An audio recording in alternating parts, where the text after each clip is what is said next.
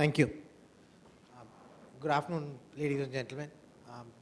Kicking off the session, without any further ado, what we are trying to discuss today is catalyzing Indian defense exports towards the 5 trillion economy.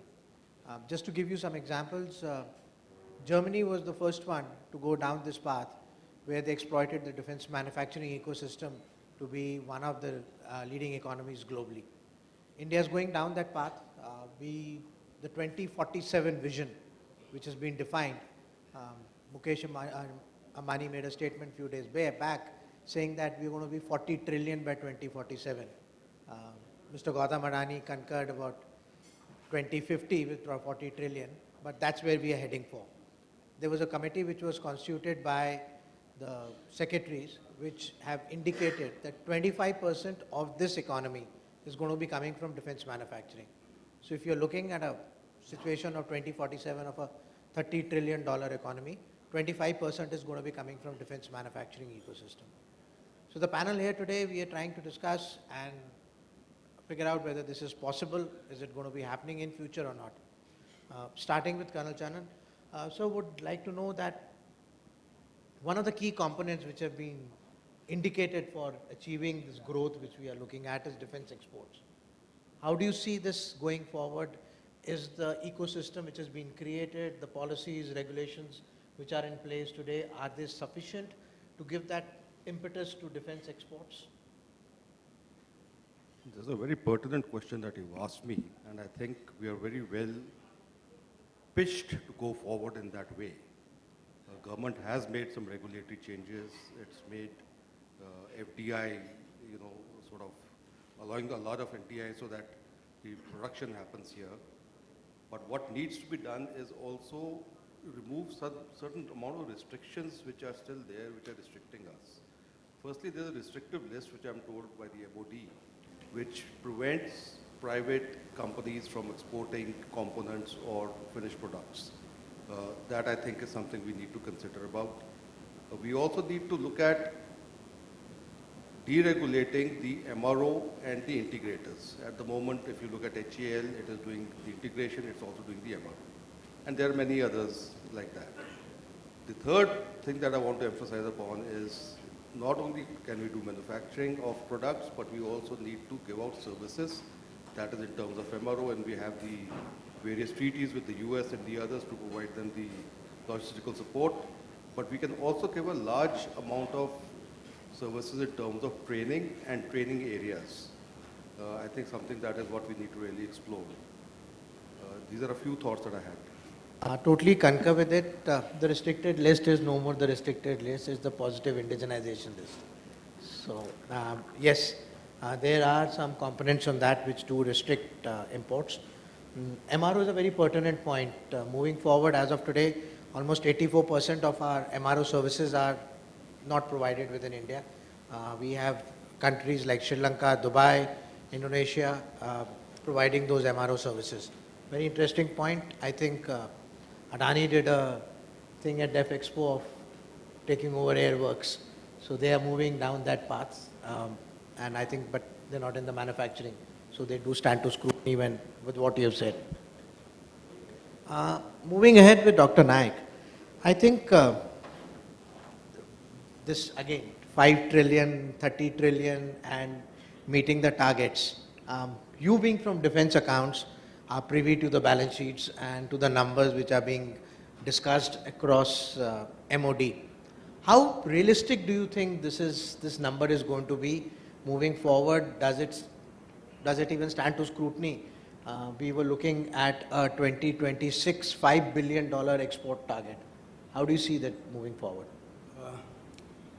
Thank you, Commander Nanda. I'm Dr. Jayaraj Naik. I'm Joint CGDA in the Ministry of Defense, looking after SPARCH. Basically, when we talk of the 5 trillion economy, it's like it's conglomeration of all the various sectors of the economy which contribute for that.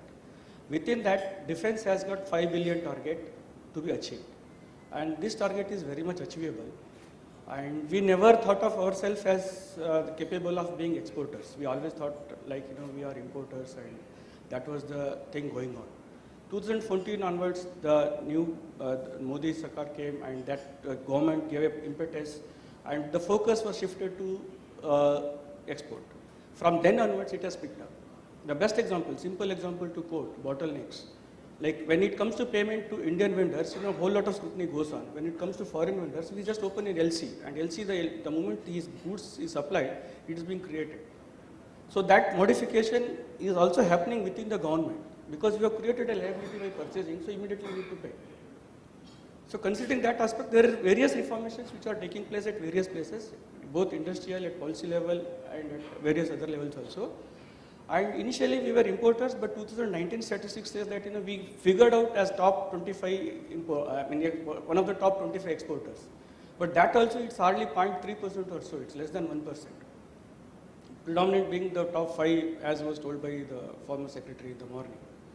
So considering that aspect, we have come across in a long way. We have almost crossed the 1,000 crores rupees. That is this thing, $1 billion. So we are short of 4 billion, that's what we can assume and reduce into the numbers. When we get into that particular details, the number appears very promising and we can do it. But where exactly we are in terms of the technology? And when it comes to technology as on date, today we are into spare parts or captive vendors and friendly foreign countries to whom with government is based on G2G basis or goodwill basis are being sold. There has to be an aggressive marketing which needs to be done to achieve this target, and it is in the place. Government is also giving an impetus to that. And it has to get into from lower end market to higher end markets, like LCA, ALH, even Akash missile, BrahMos. There are clients available, statistics I have not brought over here. And some places there is always like, I don't want to say it is this thing, but it is a challenge which is always there for the governance. Technology goes with much faster pace compared to the rule formation. So always, formulation of policies is laggard when it comes to technology. So that gap needs to be filled up. And it's happening, unlike earlier, it's happening.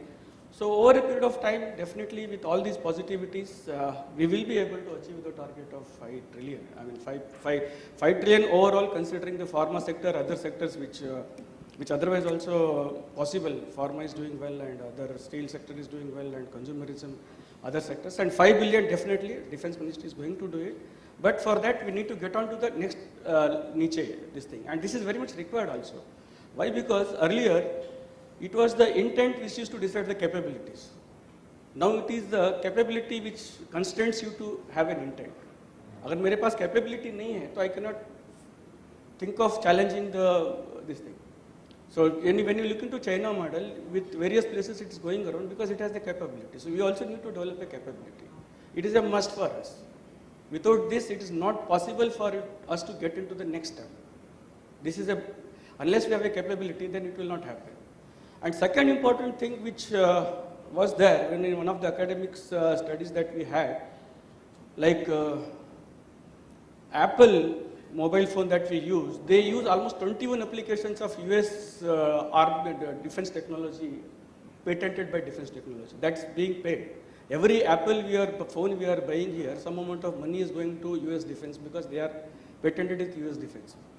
So the defense industry should also come out simultaneously in addition to its own consumption with civilian applications. Mill-grade standards are much above that.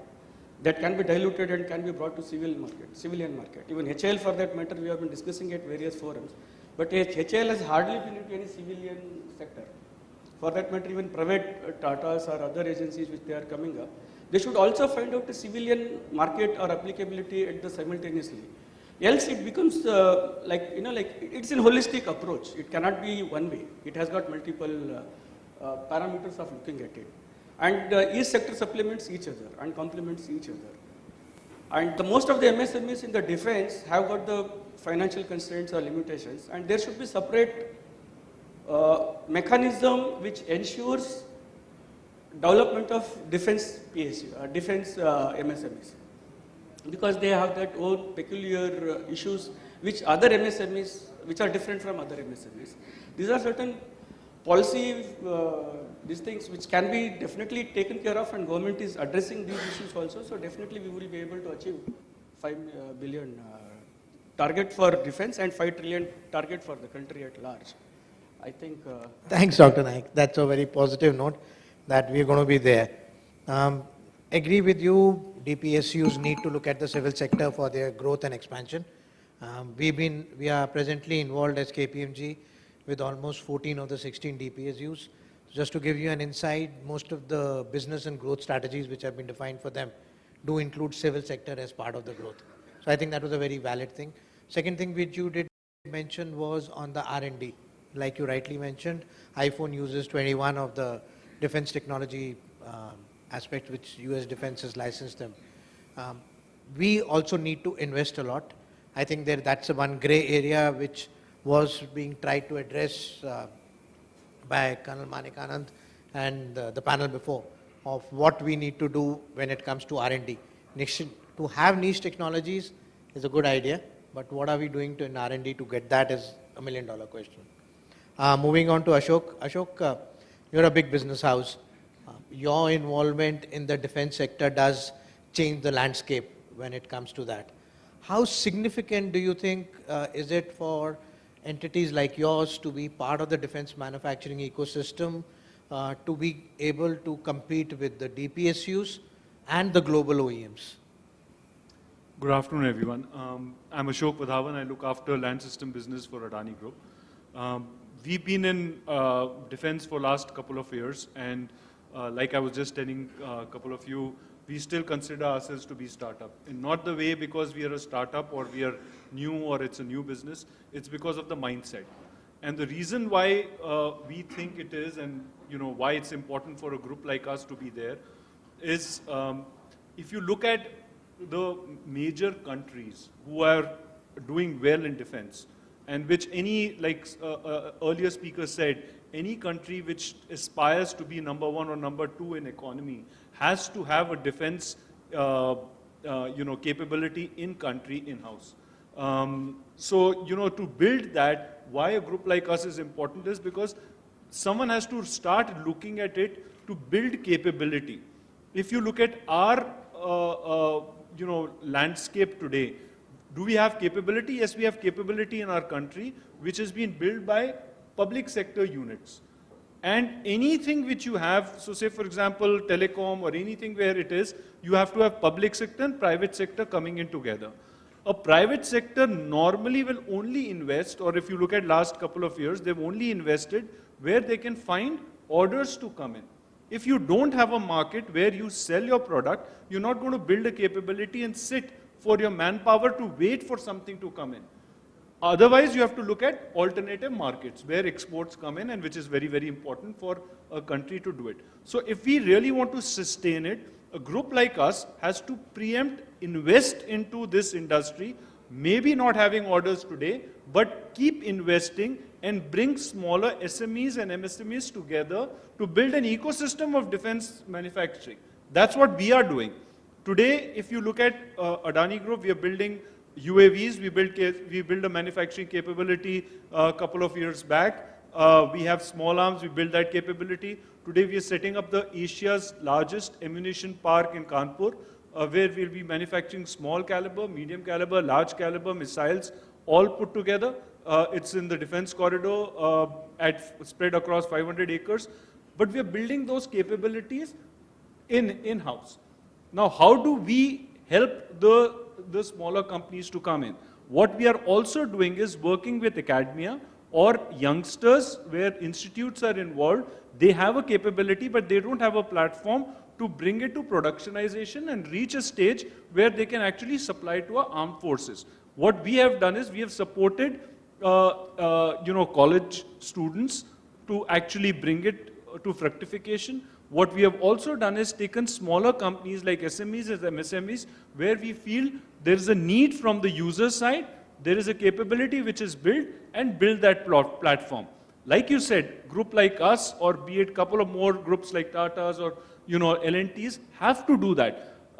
If you look at US or you look at UK, that's how they have grown. What has happened is that there are some prime manufacturers, be it Raytheons of the world or BAE Systems of the world, they have MSMEs and MSMEs who support them. They may be having a product, but be able to do it. So even in India, we need to have, large groups, support those platforms and help. And, end of the day, we cannot rely on the Indian user itself, because Indian user has X amount of demand. If you build the capability, the quality, capability, technology, R&D has to be future ready, which means that once you're future ready, you will be able to export it out. There is no way out. The world will look at you if you can build it at a right cost, right time, right quality, futuristic, loitering ammunition. Why go for artillery? Go for loitering ammunition. If you can build those technologies, as Colonel Malik was saying earlier, so it will be exported. So if you look at 5 billion, I think 5 billion is too small. It's looking at next 7 years, we'll be in a different world altogether. Thanks, Ashok. I coming from industry, 5 billion being a smaller target, I think that holds much more water. I do concur with you. We have changed the landscape. At one given point of time, DPSUs were supplying almost 86% of our demand, marginally down to about 78% as per the latest data points where are being met by DPSUs. And totally in sync with what you said, if you're looking at a single customer, that is MOD, you're not going to be a success. The whole concept, your business plan, everything has to revolve in your being an export entity.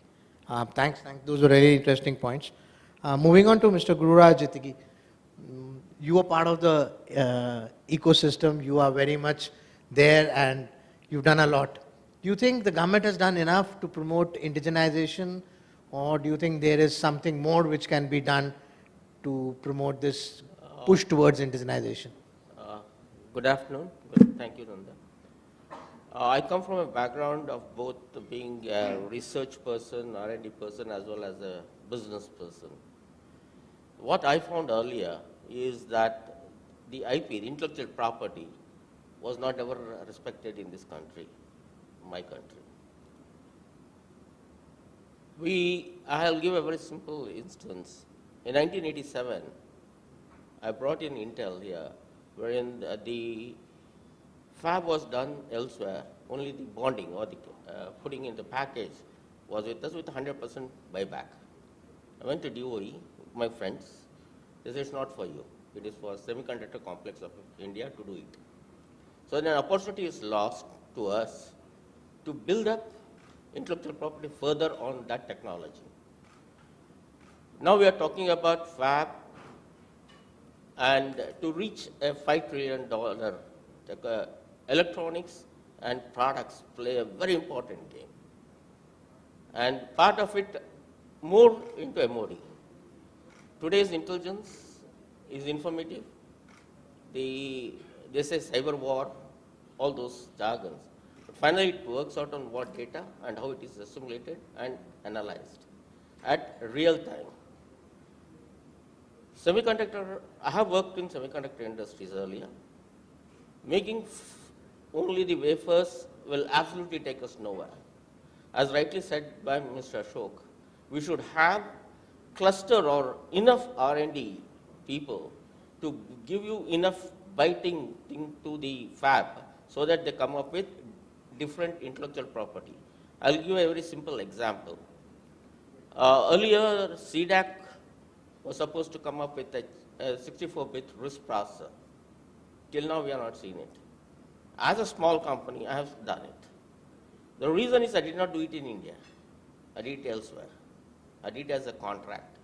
The IP belonged to that country, and I gave my IP.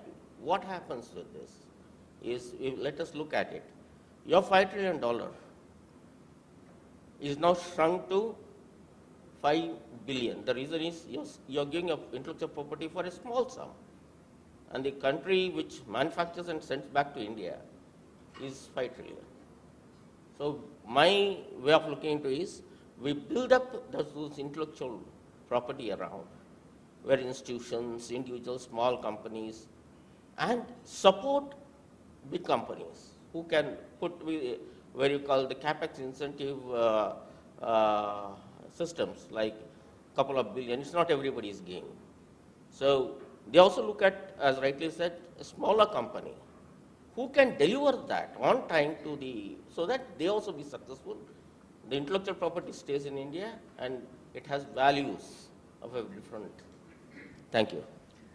Really interesting, and I think this is what is happening across the world. We did a very interesting report with CIT in Bangalore on the aerospace manufacturing ecosystem. And one thing which clearly evolved was what you rightly brought out, that MSMEs have to be there to support the larger OEM. We did a study of Boeing and Airbus manufacturing ecosystem.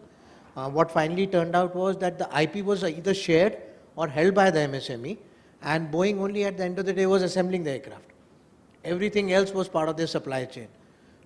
Very interesting point that government needs to look towards boosting the MSME ecosystem by providing the requisite incentives, like you rightly said, to hold on to the IP, be able to make those kinds of investments so as to be able to support the global OEMs who then are finally going to be part of that 5 trillion dream. So totally agree. It's a cyclic thing which we need to take care of. Coming back to you, sir. So we've had the previous panel discussions. We've been discussing since morning. Do you think, you being from the armed forces, and that's why I'm addressing this question to you, does the two mindsets which I would like to address, one would be that we need not tell anything to the industry what we want in future. When we want it, we'll tell you, then you start running around and trying to figure out whether you can give it to us or not. That is the first mindset which happens. The second mindset which is very prevalent is the turf war, and we saw it in the previous panel discussion, how it carries on after you've even retired. So does this attitude of not telling industry what you want and the turf war between the three services affect us to be an efficient defense manufacturing capable country in future? Two very interesting questions. I think when the Prime Minister has firstly set out an aim that we want to be a 5 trillion economy, there are two things that come to my mind immediately. One is that the government and the industry have to be on the same page. I mean, you can't be having secrets between each other. Industry must know what it wants. And to sort of give it a little flip, I just want to make a statement that we don't have a national strategy paper. You see, when you don't have a national strategy paper, you really don't know what you really want, say, 20 years or 30 years down the line. Now, if you're not going to share that, how is the industry going to cope up with it? Do you expect it to suddenly invest? Ashok is here and his company is doing that very well, but are they aware of what's going to come in the next 50 years what we are looking at? So that is something that we need to resolve in-house, and it has to be done transparently. I think probably partially answer your question on that.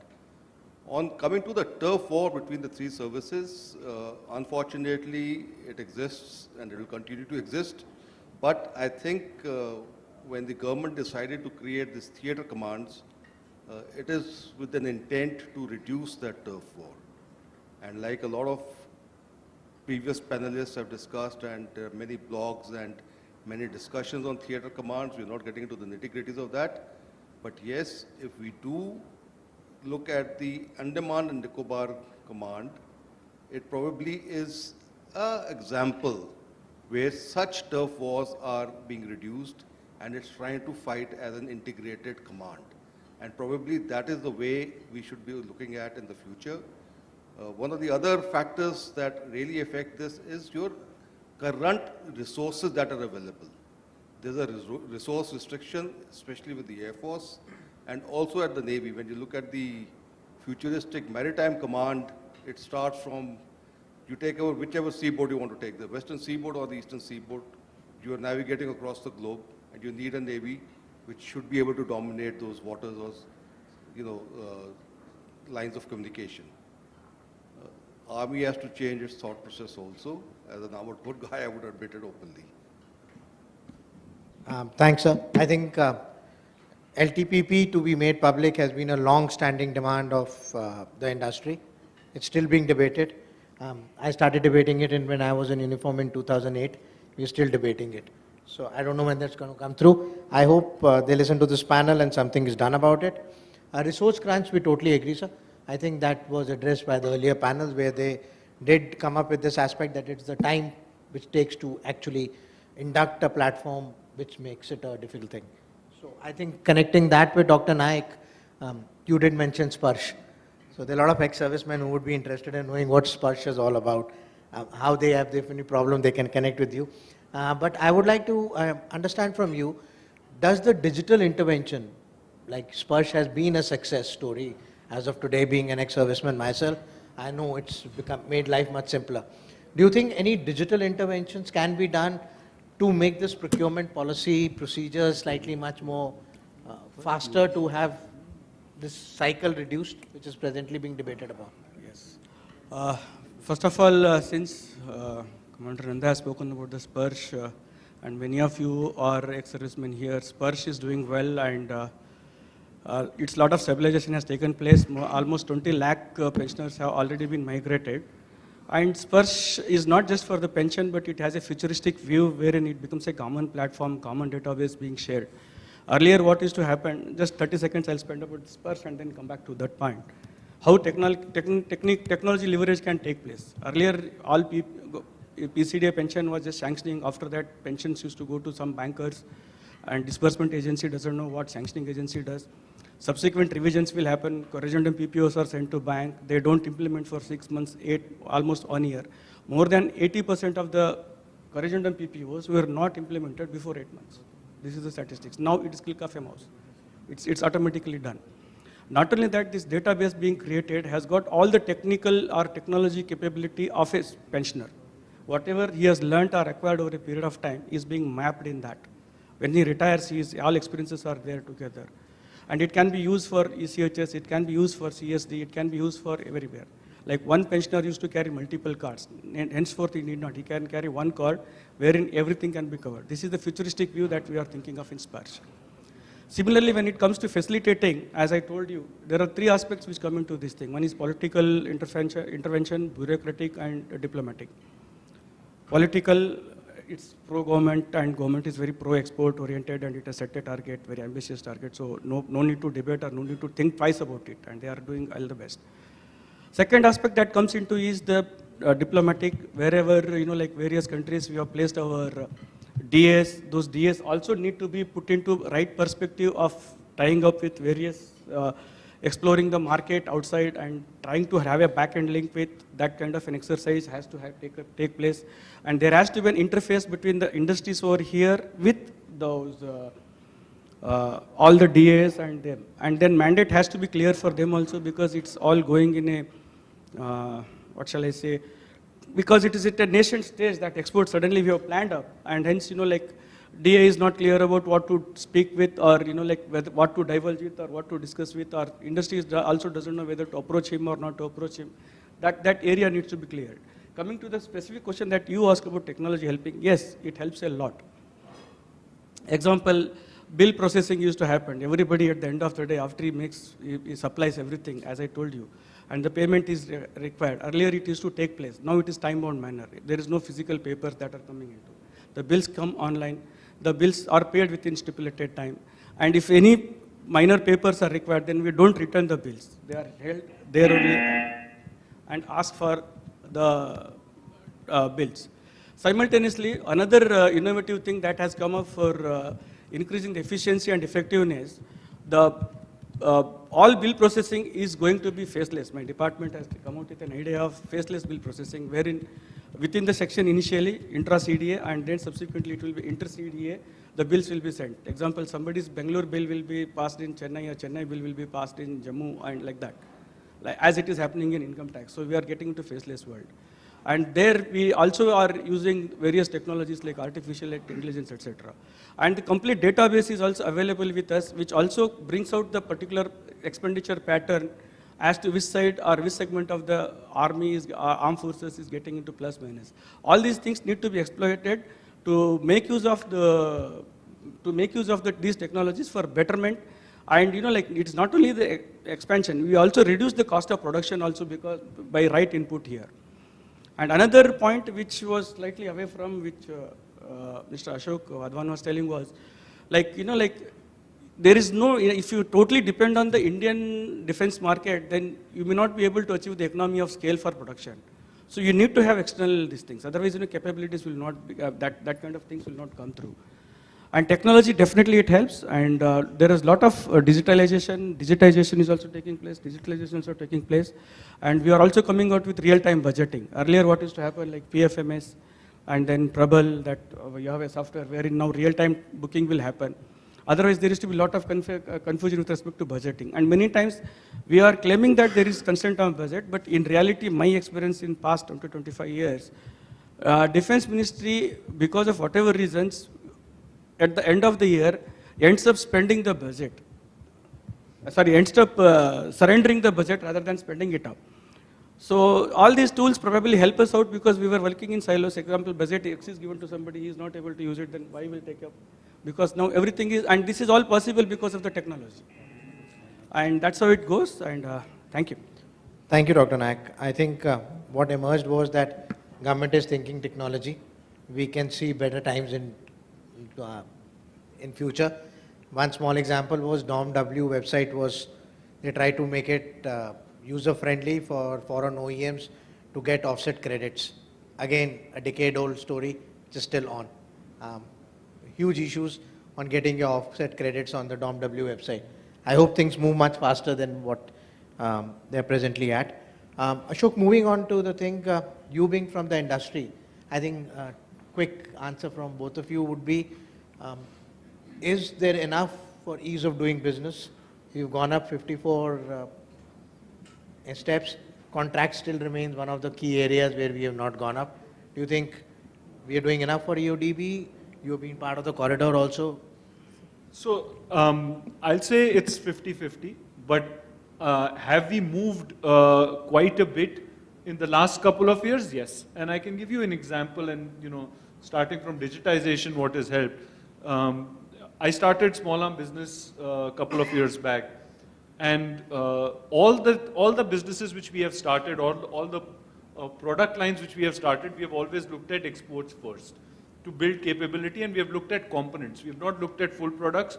We have always started with building components, then going into sub-assemblies, and then going into full products, because then it helps you to get into the supply chain, and it helps you to actually build capability in the country and not just look for a product and wait for an order to come in. So that's how we built. The first export which I wanted to do, and I had to take an export clearance. I had to apply to Ministry of Home Affairs to take an export clearance. It took me 4 months to get export clearance from Ministry of Home Affairs. And you'll be surprised, for the same export clearance, I had to go to DGFT to apply for an export clearance. It took me another 4 months. It took me 8 months to get export clearance to export out my first component. And you can't imagine which offices, which place, which all I had to go. There was a policy in the country which was existing that, you could not export components. You had to get ultimate end user, and I can list down, I can write a book on it. I wrote letters. On my letters, there have been policy changes which took place. You'll be surprised, today I ask for an export clearance, I have to put it on automated system, takes 3 days to a week maximum, I get an export clearance. So that's where it's changed. Does it facilitate? It does. I tell my customer, don't worry, give me an order, even if it's 31st of a month or 30th of a month, give me an order, I know export clearance will come. If I'm producing, I'll be able to export. That is what facilitation is. So it has moved. Licensing has improved. Does it require a lot of change to happen? Yes, it does require a lot of things. That's like anything. When you are starting new, there will be problems you'll do. But is the government proactive, listening to you, people coming to you? I'll tell you, when I started, so many years back working on defense, to get an appointment, nobody would meet us.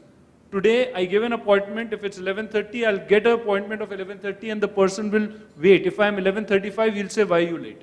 So that's where things have changed. And it's like MOD, sitting here talking to us, unheard of a few years back. So things have really moved. Does it lead to like I said, it's 50-50. There are a lot of things to be improved, but I think it's an iterative process. I'm sure we'll reach there. Thanks, Ashok. Really on a positive note. Dr. Gururaj, your Yes, I agree with Mr. Ashok Wadhawan. And I'm sure with the present way of things going on, and if government looks little serious about building up the building blocks which is required, we are sure to reach 5 trillion. I don't have any doubt about it. Thank you. Thank you. If there are any question and answers? Yes, please. If I got the name right, Vinkaman Narang. I'm Group Captain Narang. Group retired. Captain Narang, No, sorry. no, not an issue. So I would like to ask two things. One to Mr. Wadhawan. Is it possible for a defense company to make dual use product? Many times I hear, government functionaries saying that why don't we make a dual use product? Certain dual use products or the civilian product. That's point one. Second, do our labs have international certification for your acceptance of your products at the global level? Third, because some products are there, if you have to export, there are international norms being sought. In some, you may be able to do that. So is it a challenge or is it an enabler? Third, do Indians have some standards to match the global quality and the other requirements? Thank you. And not only is your the company, but India as a system, or anybody else can also add. Thank you. So you're absolutely right. Whatever we do, we have to look at dual-use product to come in. We just acquired Airworks. We are a defense and aerospace company. Our focus was MRO of the aircrafts which are coming in, though it's been done in, Air Force does it on its own, but we wanted to do it. And we realized that there is a huge requirement of MRO of our existing fleets. So we are going to be the largest MRO by end of this year after this acquisition. And we are putting an impetus, and that's dual use.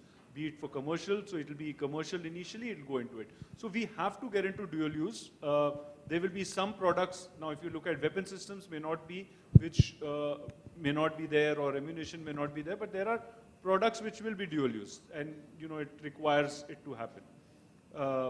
I think that was your first question of that. Certifications. Now that's a great question. I'll give you an example. If we have to test any of our products which are long range, a private sector cannot build that capability on its own, because you require so much of land base that you will never be productive. So it has to be, and do we have capability? Yes. Do we need to upgrade it? A private sector will have to come in to upgrade those capabilities. But the ranges will have to be of the government, because if you have 15, you have to test an artillery gun. You have to fire 48 kilometers. You can't test it on your own. You have to test it in a thing. But can we bring in equipment and facility? We'll have to bring those in. So it's going to be a joint handling. Wherever we build capability, we build the best-in-class test capability with it, which can be used by us or any of the other people who help us to do it. So it's going to be a joint where we invest along with the government to bring that capability. Yeah, but it does need a lot of augmentation, which we will have to support with. We're way behind the schedule. Okay, last, please. Last.